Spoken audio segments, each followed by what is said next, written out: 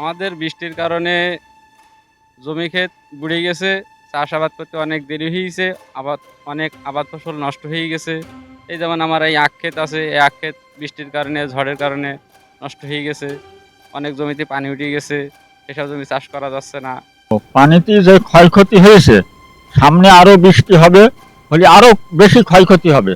তাতে করে দেখা যাচ্ছে আউশ আমন পাট বহুত ক্ষয়ক্ষতি হবে। আষাঢ়ে যা বর্ষা হয়েছে তাতে কি ব্যাপক ক্ষয়ক্ষতি হয়েছে।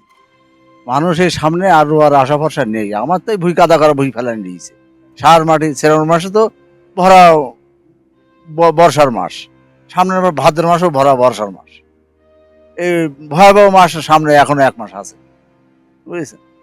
ক্ষয়ক্ষতির আশঙ্কা তো হয়েই গেছে, আরো হবে।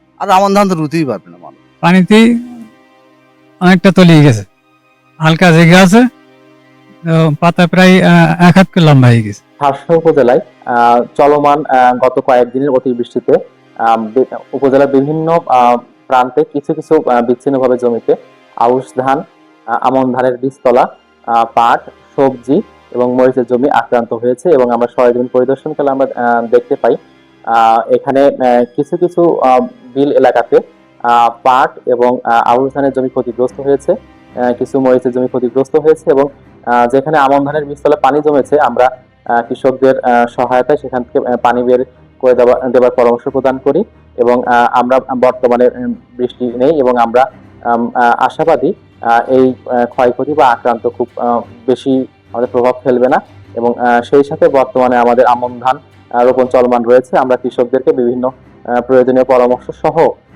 এবং বর্ষা পরবর্তী সময়ে আক্রান্ত সবজির জমি সহ অন্যান্য জমিতে আমরা ছত্রাকনাশক স্প্রে করার জন্য প্রয়োজনীয় পরামর্শ দিয়ে যাচ্ছি।